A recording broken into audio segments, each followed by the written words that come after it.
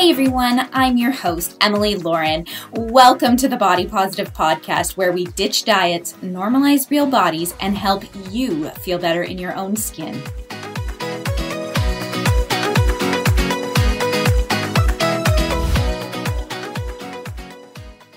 Welcome to the Body Positive Podcast show. Today is our very first episode. Well, I never thought that I would be hosting a podcast, but of course, I've been bit by the bug, and here we are. On the show today, I've got a very special guest. She is one of my best friends, biggest supporters, and photography muse, Jess Camboia. Jess is a makeup artist and hairstylist who is also the babe behind the brand Camboia & Co., which is a specialty gift box company. Today, we're going to be talking all about body image, dating, and normalizing the insecurities that we have when it comes to how our bodies are perceived by prospective partners. Jess, thanks so much for being here today so I can pop my podcast host cherry. Well, thanks for having me, Emily. I'm glad to do it. So tell me, what is your relationship like with your body today? It's different. Like, I'm very comfortable with who I am, but I wouldn't say every day is a perfect day. You know, we all have our insecurities, but for the most part, you know, if you're having a bad day, lipstick can pretty much fix everything. Was it always that way for you, or is that like a newfound sort of confidence? Definitely not. Growing up, I always had my struggles with my body. I was always bullied. I genuinely didn't have any friends till probably about high school. Being the chubby girl, you were an easy subject to pick on. And yeah, I would say probably in the last 5 years, I've really started to learn to love my body and who I am and who I've become. And yeah. That's good. That's very good. So I've been married now for almost 9 years, and you're currently single and dating. Tell me, is dating better in your 30s as opposed to your 20s? Tell me what it is like out there. It is very different because when you're in your 30s, you feel like all the good guys have been gone and they've been scooped up. And dating in your 20s, there's so much you are learning about yourself. I feel like the difference between, 5 years ago versus now, even, I didn't really know who I was, what I was doing. I was still trying to figure that all out. I'm much more established now in my career, in my personal life, where, in your 20s, you're not. You're trying to get established, trying to figure out your career, trying to figure out what the next stage is. Now I feel like I've got everything going. I just need somebody to do that with. And yeah, here you are in the dating game. I am. So the biggest issue for me when I was in the beginning stages of dating was feeling like my body wasn't normal. I worried about the stretch marks on my boobs, inside of my thighs, pubic hair, razor burn, butt acne, all that fun stuff. I think that with my now husband, I got comfortable enough to ask him his preference, which I know shouldn't matter, but it did. And he was always like, I don't care. But even knowing he didn't care, I was still worried about how I was perceived because I worried that he'd compare me to others or like hot girls on the internet. Do you struggle with that as well? Or are you just sort of like, screw what they think? I do a little bit of both. I think because I've been in a couple long-term relationships, you do kind of realize at the end of the day, they don't care. But there is always kind of that in the back of your mind where you're like, oh, did I get myself all situated? And am I okay? Like, oh, what about my cellulite? Like, okay, should I be ordering a salad? Or like, I really wanted the steak. Like, what should I be doing? So you do have those insecurities at the back of your mind, but I do feel like that's one of the things you learn as you get older. And being in the dating world in your 30s now, it's not as important as what it used to be. So like when you're being intimate, a lot of women focus on how they appear to their partner. Do you think that intimacy, or sex for that matter, is more enjoyable when you aren't fixated on how you appear?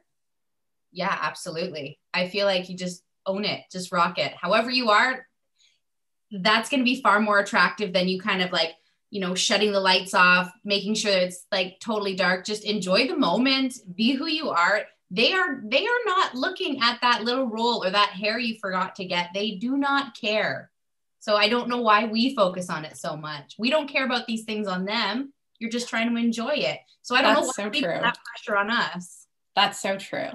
I'll say like now I put a lot less emphasis on the way I look. But I mean, I've been with my husband for over a decade. So obviously it took me a while to get there. And I've been working on my body positivity also. But like sex is so much more enjoyable. I feel like I orgasm quicker and all that fun stuff. Like it's way easier. And even though I still have body image struggles, I don't allow them to hold as much weight as they used to have over me. So we can get really inside our heads as women. What are some of the ways that you ignore self-talk during a physical relationship? Like what would you say to someone who is trying to, not worry about the lights being off and all that? I'm sorry, Emily, you're going to have to ask that. It's all good. It's all good. No. I'll tell you what I think. Like, so I think like communication's really important. Talking about insecurities and like being upfront about it. Like in the past, I'd be worried that like if I told a guy about my insecurities, that like that's all he would focus on. But I think it's nicer to be able to talk about that stuff now and like sort of get that reassurance, even though you don't necessarily need it. But I feel like as women, we kind of also do need to know that our looks aren't the only thing that is holding their attention in a relationship or whatever. Yeah, I would definitely agree there. So do you ever talk about your body image with the guys that you're dating, like new in relation, or do you wait till your relationship's like a little bit more established? No, absolutely. I'm very open with it. Like I've talked about my struggles with it, how I am now. I've had a lot of people just tell me that they can see my confidence in me and how that's a very attractive quality. Whether they've met me in person or not, they've got that from me, just the way I carry myself and I talk. But like I said, it's not something that I just woke up with one day. Like I've battled it my whole entire life. And, I work out, I eat well. To me, being healthy is far more important than being the media's idea of a perfect woman's body. I want to be able to walk and not be out of breath, not, have abs. Like that's not my thing. So I make it very clear to them that that's where my standards are at with myself. I like that as well. Yeah. Have you ever had a bad experience with a man that's affected your body image, like a partner telling you that you needed to lose weight or change something about yourself? I did. I've had a couple. I had one where the relationship was definitely going south and I stopped caring about myself. So that was, how I was dressing, doing my makeup, not doing my makeup. But when you're not happy, your skin shows it. You kind of look gray, you look empty. So it really showed it. And he would tell me, he's like, I can't believe you're going out looking like that. Like you're an embarrassment. Oh my gosh. It was awful, like just awful. It was just really, honestly, it was a reflection of how the relationship was heading and I was no longer caring or taking care of myself. That should have been the first sign that we need to get rid of the toxic. Easier said than done though, right? Absolutely. And I think it says more about them than it does us, but that can really affect how we go into the next relationship and it can affect our confidence and the way we feel about ourselves. And I think that's why it's so important to talk about those insecurities and not be embarrassed to share them, even if it's with just a girlfriend or another man, because you're going to get that reassurance that those things are actually quite normal.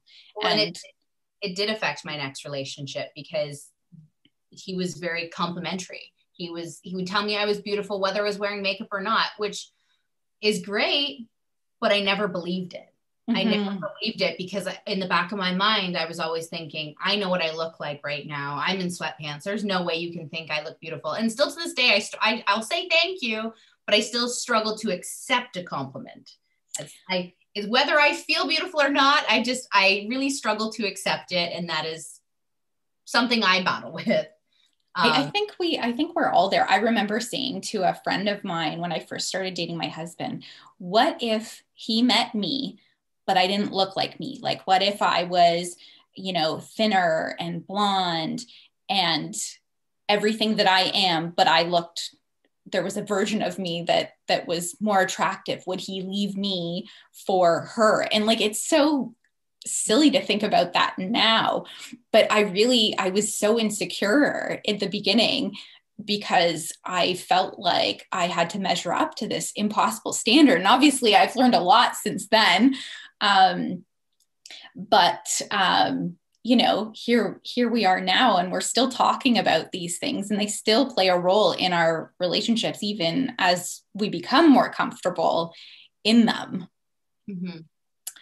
So no names will be mentioned here, but I know you personally have dated someone who had a lot of their own body image issues. I think most guys have their own body insecurities and there are pressures. I know my husband has some of his own, but I don't think they're as all-consuming for most men like they are for women. But your situation in particular, tell me about what it was like dating someone who was dealing with some pretty serious body image issues.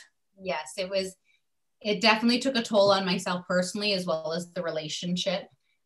He became fixated on having surgeries, striving for perfection, working out, and it wasn't doing enough for him. And I would be sitting there and I would watch him go in the mirror and grab a roll. And I remember saying to him, I'm like, don't you enjoy bending? Like, you need to be able to have skin to move. If you don't have that, you're not going to be able to. And, $10,000 here, $10,000 there, that he could have bought a brand new vehicle outright for what he spent on his body and still wasn't happy. And him looking at these little imperfections on himself made me wonder, like, how can he love me being a squishy, curvy lady when he is concentrating on these tiny little things on himself? And it really messed with me. I'm like, there's no way he would tell me I was beautiful, but this is why I didn't believe it, because he would, talk about how gross it was. Well, if that little bit of gross on you, there's a whole lot here. There's no way. So it was not good. It was not good. I think it's really hard to separate what someone feels about their own body image and the way they see other people. Like, constantly, I see body positive images online and I just think all women are so beautiful and it doesn't matter what size, but yet still there's days where I have bad body image days and I look in the mirror and I'm like, okay, I don't quite feel comfortable, and it's funny how much it is a mental aspect of how we think of ourselves. It's not actually the way we look. It's the way we feel, the way we think we look, right? Mm-hmm. I think it's just one of those wild things. So for you, what do you think is the most important feature in a guy that you're looking for? What are you looking for in a relationship? Somebody who's honest, somebody who's trustworthy, somebody I can just laugh with, do the boring things in life with, and have a good time, not having to worry what they're doing. Motivation is so attractive. Driven, and man, it is really hard to find somebody with their shit together. I'll tell you what. Oh my goodness. Honestly.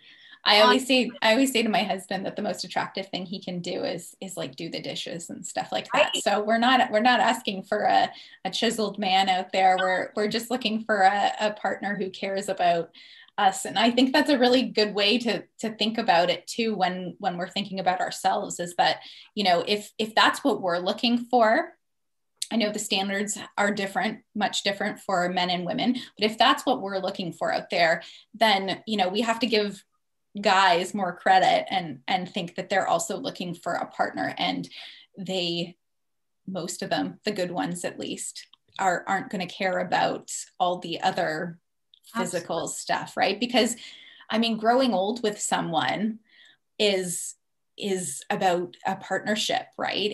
It's about having things in common that when you're both old and wrinkly and stuff, like the physical features are not even a thing anymore, right?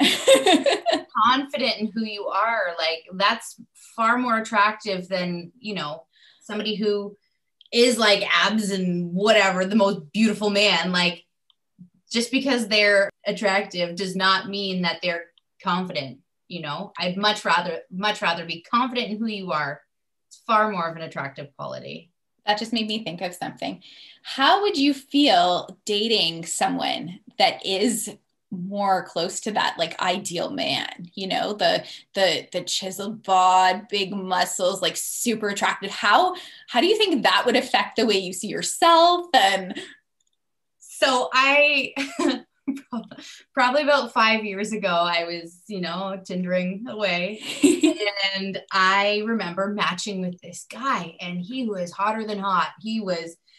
I just remember, because again, I was in a different headspace then. I remember being like, what is this man doing matching with me? Why is he wanting to talk to me? Like, he had the body of King Triton. Like, he was a god. He was a god. So I ended up meeting up with him to have coffee. And yes, he had the most ideal, the most perfect, quote unquote, body, but had no personality, none. And it made me realize, like, he told me one of his favorite pastimes is eating. And I'm like, man, you need that to exist. That shouldn't be a fun thing to do. I do like eating myself. I just like eating. And I'm like, cool. So does everybody. So I remember just thinking, like, driving home, like, usually I can have dates that last like a couple hours. Like, being a hairdresser, like, I can talk for hours and be fine. That date lasted a solid 45 minutes. And that was partially because we had to wait for our Starbucks. Oh, and I just remember driving home and being like, man, he was hot. But like, I couldn't. I couldn't. You can't be partnered with somebody just because they're hot. Like, he had nothing, no personality to go with everything he had. So it really confirmed that looks was not the thing I was needing. Needing more substance to my man. I like that. I like that. So what if there was a man that had the bod and the personality? I feel like there are so many times where, like, you've been out and you see a couple together and people make these judgments, like, he shouldn't be with her, or like, if there's like a large fat woman and she's with a skinny guy, you automatically think things like, oh, there's a fetish there or something like that. Like, I think it's a lot harder for a woman who is further away, I guess, from the ideal to be with someone who is closer to the ideal. Like, I mean, I thought that about my husband too. I thought he was like the most attractive man in the planet. I was like, what is he doing with me? Like, it was hard. It made me insecure, at least in the beginning, until we had established. Absolutely. Well, it can be so intimidating though. Like, I remember getting with my most recent partner. He was like heavy into working out, and I had a trainer when I first started working out, or when I first started dating him, and he just wanted nothing more than to work out together. Mm-hmm. And I was so intimidated by it because he knew what he was doing. I needed to have my lady with me to tell me what to do. And I'm like, oh, like, I can't. So I couldn't imagine having the quote unquote perfect man with perfect, you know, personality and everything. You get judged. People will judge you. And I've worked with people that always had to worry about things like that. And that's just awful. That's an awful feeling to have that insecurity on top of all the other insecurities we have on the best day. Oh my goodness. You're telling me. Well, that's good to know. So everyone that's listening needs to understand that that looks shouldn't matter, and we need to stop worrying, because we all are worrying, the guys too. Absolutely. So what would you say is the best compliment that a guy could ever say about you? Recently I've had like, my goodness, because I'm driven. They're like, wow, you are so motivated. And just the fact that they've seen something that's past my appearance is incredible. Like, yes, I work really hard. Thank you for noticing. You know, I don't need to be told I have a nice butt. I don't need to be told I have pretty eyes. Our smiles have been covered a lot, you know. Yes. In Canada and wearing masks, I've had a lot of people say, wow, you have a really nice smile. That's cool. But like being told like, hey, I appreciate the fact that you are a driven, motivated woman. Like that is super attractive. That is a huge compliment. I'd much rather that. That's so important. That's so important. Yes. So a few things. Tell us where we can find you online if people want to connect with you, learn more about what you do, reach out to you, maybe ask you out on a date, you know. So on Instagram, it's J Camboia Artistry or Camboia & Co. Perfect. Awesome. And lastly, if you could offer one tip to our listeners, what would that be? I don't know. On a bad day, there's always lipstick. Like, I love that. I love it. Thank you so much for taking the time to talk with me today on the very first episode of the Body Positive Podcast. Thank you for having me. It was great.